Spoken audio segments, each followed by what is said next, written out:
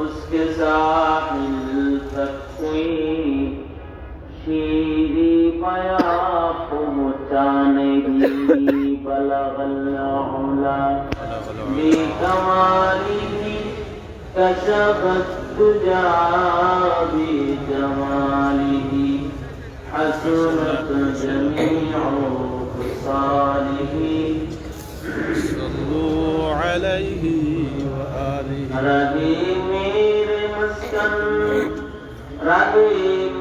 مسکن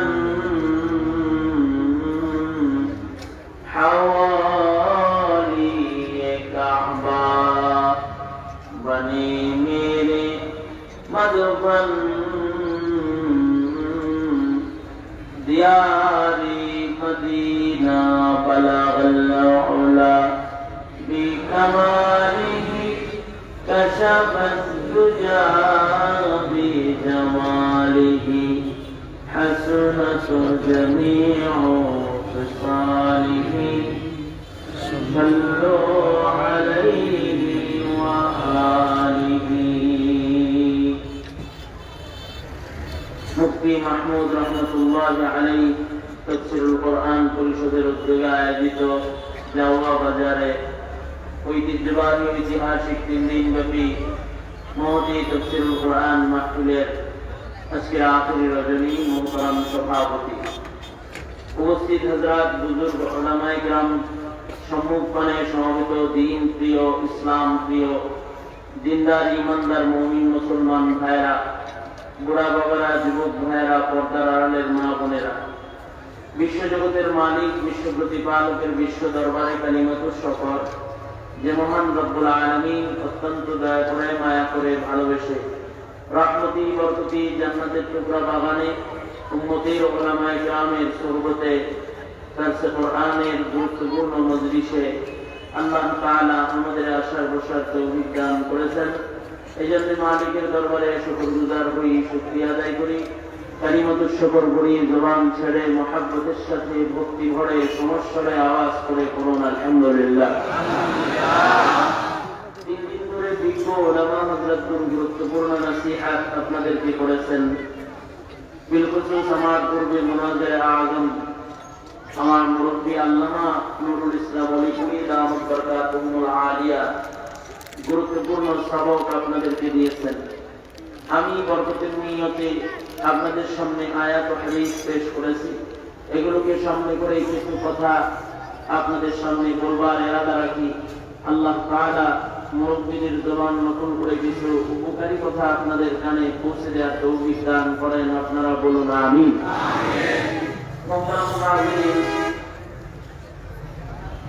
মানুষের দুনিয়াবী জিন্দেগিতে যত ক্ষতি রয়েছে সকল ক্ষতির ভেতরে সবচেয়ে বড় ক্ষতি হলো ধর্মীয় ক্ষতি, দ্বীনি ক্ষতি, মাযহাবী ক্ষতি। এই ক্ষতির চেয়ে বড় ক্ষতি আর নাই। মানুষের জীবনে সবচেয়ে বড় অধঃপতন হলো তার দ্বীনি জীবনের অধঃপতন। এই অধঃপতনের চেয়েও বড় অধঃপতন আর নাই। সম্পদের ক্ষতি, সন্তানের ক্ষতি, ইজ্জতের ক্ষতি, মাল দৌলতের ক্ষতি, সুস্থতার ক্ষতি, এগুলো মানুষের জীবনের বড় ক্ষতি না। মানুষের জীবনের সবচেয়ে বড় ক্ষতি হলো তার ধর্মীয় ক্ষতি, ঈমানী ক্ষতি, আমলী ক্ষতি, ঈমানী আমলী ইনকিতাব, অধঃপতন। এটা একজন মানুষের জন্য তার দুনিয়ার জীবনে সবচেয়ে বড় ক্ষতি। বর্তমান প্রেক্ষাপটে এবং পরিস্থিতিতে সারা দুনিয়াব্যাপী মুসলমানদের দিকে নজর করে তাকালে মুসলমানদের যে দ্বীনি ইনকিতাব, অধঃপতন নজরে পড়তেছে, এটি সবচেয়ে বেদনাদায়ক। এবং এই ক্ষতি, এটা ক্ষতি, এই ক্ষতি যত বেশি হবে, এই অধঃপতন যত বেশি মিল্লাতের ভেতরে চলতে থাকবে, তত মিল্লাত কিয়ামতের দিকে আগাইতে থাকবে, দুনিয়াবাসী কিয়ামতের দিকে অগ্রসর হইতে থাকবে। আর এই ক্ষতির থেকে যত নিজেদেরকে হেফাজতে রাখা যাবে, ততই কিয়ামত থেকে দূরে থাকা যাবে, নিজেদের ঈমান, নিজেদের আকীদা, নিজেদের আমল হিফাজত করা সহজ হবে।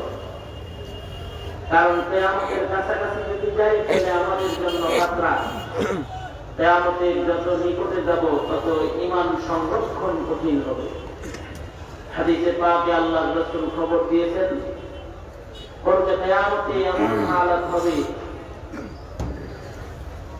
হাতের তালুতে আগুনের কয়লা কঙ্গরা হিফাজত করা, ধরে রাখা যেমন কঠিন, মুমিনের হৃদয়ে ঈমান হেফাজত তার চেয়ে অনেক বেশি কঠিন হয়ে যাবে। এ কারণে আল্লাহ পাকের কাছে দিন ক্ষতি থেকে পরিত্রাণের জন্য আল্লাহ পাকের কাছে অধিক পরিমাণে দোয়া সবসময় করা, হিদায়াতের দোয়া করা এবং দিনী স্বাধীনতার দোয়া করা, দিনী পরিবেশ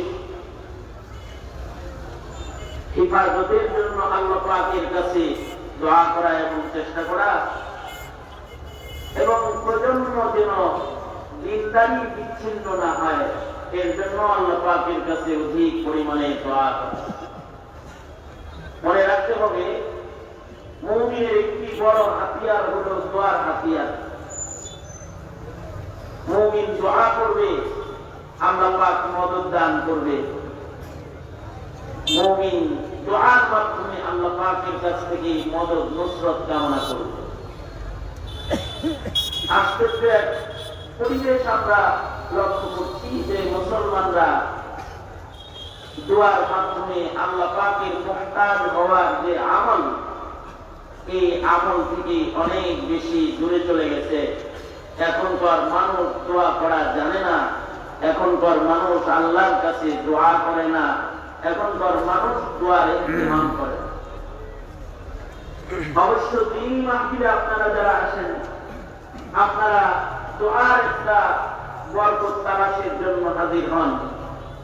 যাই কোরআনের আলোচনা হবে, ওলামারা আসবে, দোয়া করবে, নিজের জিন্দেগীর গুনাহের জন্য তওবা করব, আল্লাহর কাছে রহমত কামনা করব। কারণ দোয়ার দ্বারায় অসাধ্য সাধন হয়, অসম্ভব সম্ভব হয়। দোয়ার দ্বারায় আল্লাহ পাকের কাছ থেকে রহমতের দুয়ার খোলা যায়। এ কারণে দোয়াকে আল্লাহ তাআলা স্বতন্ত্র একটি ইবাদত হিসেবে মুসলমানদেরকে দান করেছেন। নামাজ যেমন স্বতন্ত্র একটা ইবাদত, রোজা যেমন স্বতন্ত্র একটা ইবাদত, হজ যাকাত যেমন স্বতন্ত্র ইবাদত, দোয়া মুস্তাকিল একটা ইবাদত। সরকার বলেন আদ-দুআউ ওয়াল ইবাদত, দোয়াটাই একটা গুরুত্বপূর্ণ ইবাদত, মুস্তাকিল ইবাদত। আদ-দুআউ মুখুল ইবাদত, প্রত্যেকটা ইবাদতের মগজ হলো দোয়া। এ কারণে শরীয়তে ইসলামে দোয়ার গুরুত্ব অনেক বেশি। মানব জীবনটাকেই আল্লাহ তাআলা দোয়ার দ্বারা সুসজ্জিত করে দিয়েছেন। কদমে কদমে, মুহূর্তে মুহূর্তে মুমিন দোয়া করবে, আল্লাহর কাছে দোয়া করবে। কারণ দোয়ার মাধ্যমে একজন মুমিন আল্লাহর কাছে নত হবে, আল্লাহর কাছে চাইবে, আল্লাহর কাছে ভিক মাংবে, আল্লাহর কাছে আজিজি ইনকিসারি হালাত প্রকাশ করবে। আর এইটা আল্লাহ পাকের পছন্দ। আজিজি ইনকিসারি যেটা, এটা আল্লাহ পাকের বান্দার গুণ। যেই বান্দাটা আজিজ, ও বান্দাটা আল্লাহ পাকের পছন্দের। আজিজি যার ভেতরে নাই, সে আল্লাহ পাকের কাছে অপছন্দের। আল্লাহর কাছে মুহতাজ হয়ে যাওয়া, আল্লাহর কাছে দুর্বল হয়ে যাওয়া, এটা বান্দার একটা সিফাত। আশ্চর্য আল্লাহ পাকের কারিশমা, যে সৃষ্টিগত ভাবে আমাদেরকে শ্রেষ্ঠ বানিয়েছেন, কিন্তু আমাদেরকে অন্যের মুখাপেক্ষী চাদর দিয়ে ঢেকে দিতে আমরা সকল মাখলুকের মুখাপেক্ষী, কিন্তু আমরা আবার সকল মাখলুকাতের ভেতরে শ্রেষ্ঠ। ওয়ালাকাদ কাররামনা বনি আদম, বনি আদমকে আল্লাহ পাক শ্রেষ্ঠ করেছেন, সম্মানিত করেছেন। একদিক দিয়া শ্রেষ্ঠ করেছেন, সম্মানিত করেছেন, আবার আর এক দিক দিয়া বনি আদমের ভেতরে মুখাপেক্ষী রং দান করেছেন, মুহতাজ বানাইছেন। পৃথিবীর কোন মাখলুক বনি আদমের কাছে মুহতাজ না, মুহতাজ সব মাখলুকাতের কাছে মানুষ। মানুষই সব মাখলুকাতের কাছে মুহতাজ। যেমন সূর্য আমাদের কাছে মুখাপেক্ষী না, আমরা সূর্যের কাছে মুখাপেক্ষী। আমরা না থাকলে সূর্যের কোনো ক্ষতি নাই, সূর্য না থাকলে আমাদের ক্ষতি আছে। চাঁদ আমাদের মুহতাজ না, আমরা চাঁদের মুহতাজ। আমরা না থাকলে চাঁদের কোনো রস নাই, চাঁদ না থাকলে আমাদের রস আছে। এমনকি একটা গাছ আমাদের মুহতাজ না, আমরা না থাকলে গাছের কোনো ক্ষতি নাই। কিন্তু গাছ না থাকলে আমাদের ছায়া নাই। আমরা কোন গরুর কাছে আমরা মুহতাজ, গরু আমাদের কাছে মুহতাজ নয়। আমরা যদি কোন গরুরে পুরা ভুসি না খাওয়াই, ওদেরকে যদি নিজের বাড়িতে থাকার ঘর করে না দিই, তাতে এই গরুগুলা মারা যাবে না, ওরা বাঁচবে। ওদের রিজিকেরও অভাব নেই। বন জঙ্গলে হাজার হাজার বন গরু মহিষ ওরা বাঁচতেছে, ওরাও বাঁচবে।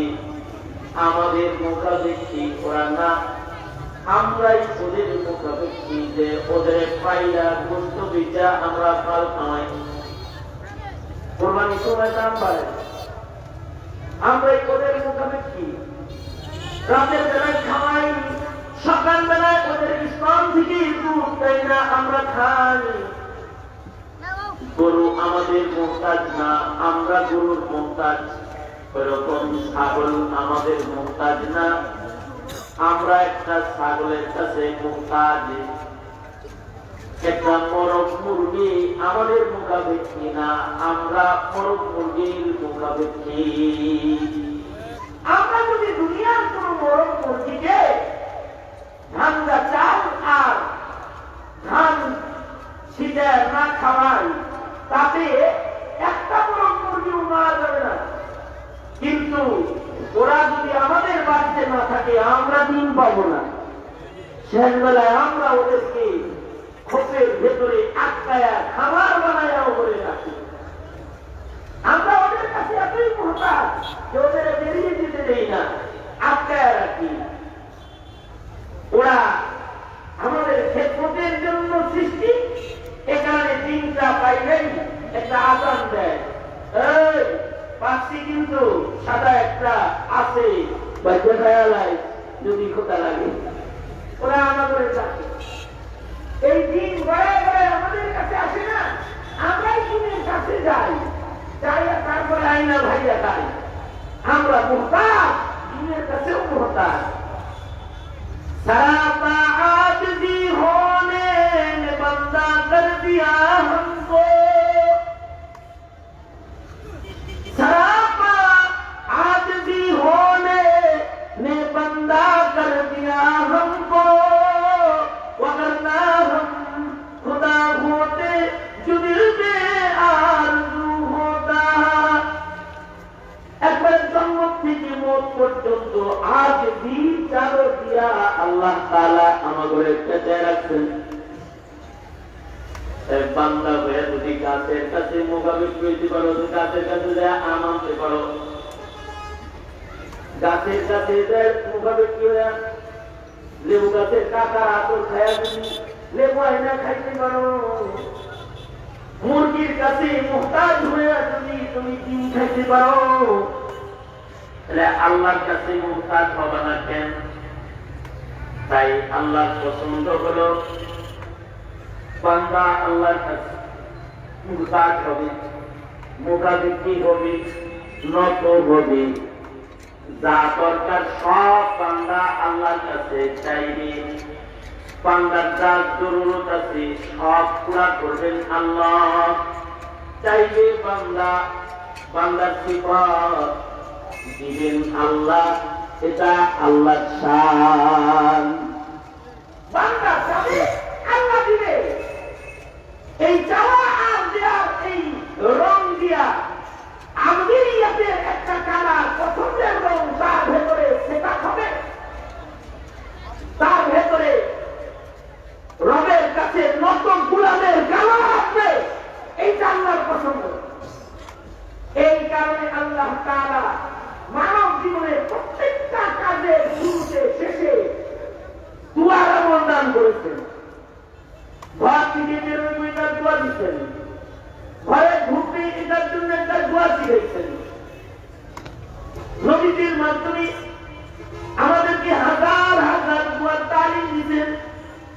বাথরুমে ঢুকবো এটার একটা দোয়া শিখাইছেন, বাথরুম থেকে বাইরে ঘুমো এটার একটা দোয়া শিখাইছেন।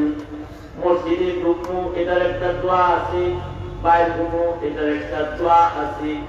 খানা হাতে নিবো এটার একটা দোয়া আছে, লুকমা গিলবো দোয়া আছে, খাবার শেষ করবো দোয়া আছে, আয়নার সামনে দাঁড়াইছি চেহারা দেখছি দোয়া আছে, বিবির সাথে জৈবিক চাহিদা পূরণ করেছি দোয়া আছে, সন্তানদের জন্য দোয়া আছে, ভাই ভাইয়ে দেখা হয়েছে দোয়া আছে, হাতে হাত মিলাইছি দোয়া আছে, বুকে বুক মিলাইছি দোয়া আছে, নৌকায় চড়েছি দোয়া আছে, গাড়িতে চড়েছি দোয়া আছে, দোকান খুলেছি দোয়া আছে, বন্ধ করতেছি দোয়া আছে, জামা গায়ে দিতেছি দোয়া আছে, জামা খুলতেছি দোয়া আছে।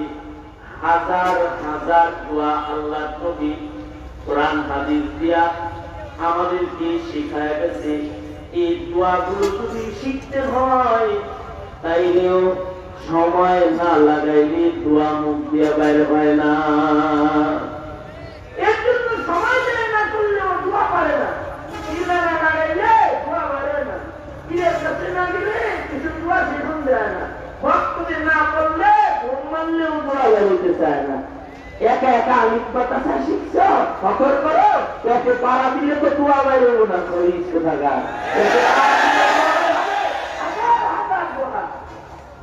এক মাসি রাখুনি রাগ কিছু নাই। আল্লাহ আল্লাহ রাসূল শিখাইছেন, আর তুমি একা কালি কথা বলে একেবারে আলো হয়ে গেছো। হ্যাঁ বলছো এইরকম আলো হইছো, ওইটা একদম গাড়িতে উঠতেছে দোয়া করে আল্লাহুম্মা ইন্নী আউযু বিকা মিনাল খুবুসি ওয়াল খাবাইস। গাড়িতে উঠতেছে দোয়া করতেছে আল্লাহুম্মা ইন্নী আউযু বিকা মিনাল খুবুসি ওয়াল খাবাইস। আর খানা শেষ করে দোয়া করতেছে বাথরুমের দোয়া লাগাইছে খানার ভিতরে, আর পায়খানা থেকে শেষ করে বেরোয়ার দোয়া লাগাইছে খানার ভিতরে, আর বাথরুমে ঢোকার দোয়া লাগাইছে গাড়ির ভিতরে। কালিমায় তৈরিরা পারে না, এই মিল্লাত কালিমা করা যাবে না, এই মিল্লাত একটা দোয়া জানে না, এই মিল্লাতের সূরাতুল ফাতিহা ইয়াদ নাই ইল্লা মাশাআল্লাহ। যারা সময় ব্যয় করেছে তারা পারে।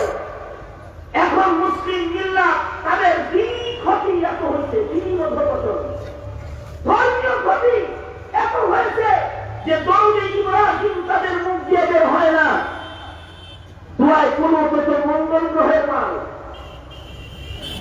টাকা হুঁচতে হয় না, দোয়া করতে হয় না, বিশুদ্ধ করে দোয়ায় মাসুরা করতে পারে না।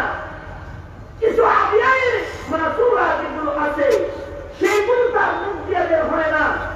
পুরাই দাবিদার মুসলমান, দাবিদার আমরাও জানি, দাবিদার দাবি কিন্তু এক নাম্বার, কিন্তু হাকিকতে এত ক্ষতি হয়েছে, এত ক্ষতি হয়েছে আল্লাহ মালুম কতগুলো নামাজ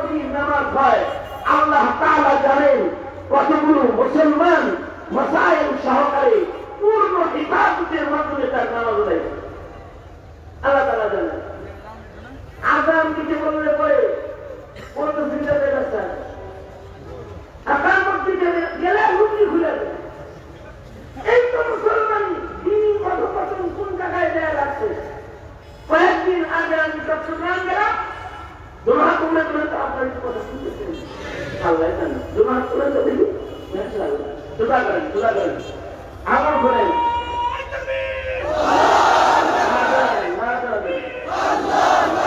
জবান খুলে বলেন আল্লাহু আকবার।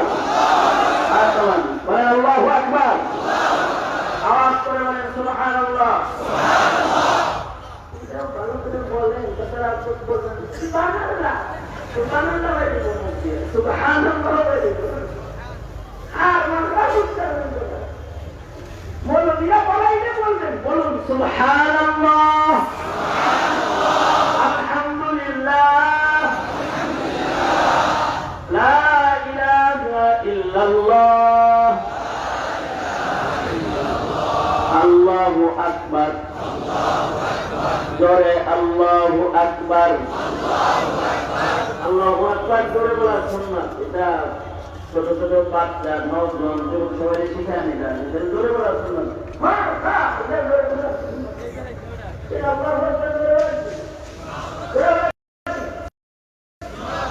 বলেন করে আল্লাহু আকবার,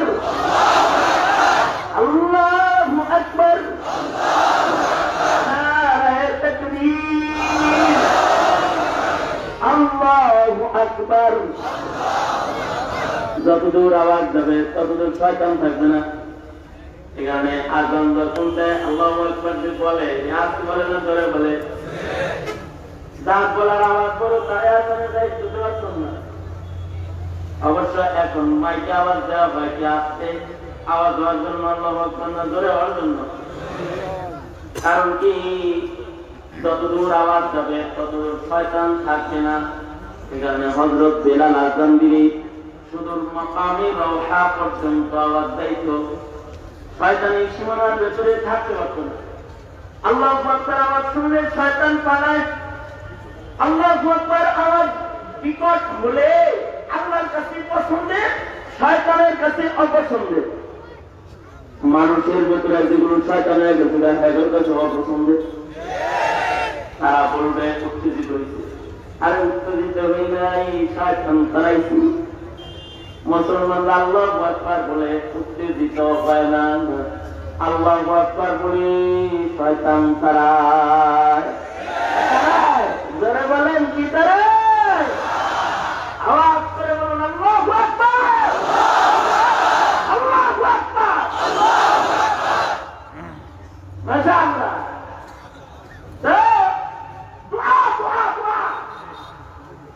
বাথরুমে না, গাড়িতে না, গাড়িটা বাথরুমে না, একা একা এত দোয়া শিখুন যায়।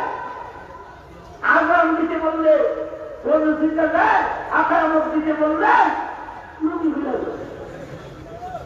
দাবি আবার করবো, বড় আলেন, এরকম বড় আলেন দাবি করে ফেলবে। আমরাও জানি এরকম বলবে, আসলে দোয়াই শিখে জগৎ করবে না। মহতারাম হাজিরিন, চট্টগ্রাম দেখেছি বিমানে উঠছি। আচ্ছা বলুন তো, বিমানে যারা চাকরি পায় এগুলো সব ফার্স্ট ক্লাস অশিক্ষিত। ফার্স্ট ক্লাস অশিক্ষিতরা বিমানে চাকরি করে। বিমানে চাকরি নিতে হলে তো কমাস কম ভালো শিক্ষিত ছিল। একটা সাধারণ বিমানবালা অথবা ক্রু এর চাকরিও যদি কেউ নিতে চায়, তাহলে তাকে অনর্গল ইংলিশ জানতে হবে, ইংলিশে কথা বলতে জানতে হবে, তার মানে শিক্ষিত লোক। বিমানে মুক্তি, এই বিমানে শিক্ষিত একজনে বিমান ছাড়ার আগে একটু ওয়াজ করতেছে। হ্যাঁ, আমরা ওয়াজ করি না, এরকম মেরা যাত্রী ওয়াজ করতেছে। আমাদের বেল্ট লাগান, জামার গ্রুপ করে এত থেকে এত মিনিটের ভিতরে আমরা চট্টগ্রাম চলে যাব, এরকম ওয়াজ আছে। যদি অক্সিজেন সংকট হয়, উপর থেকেই পড়বে, এটা নিয়ে লাগাইতে টান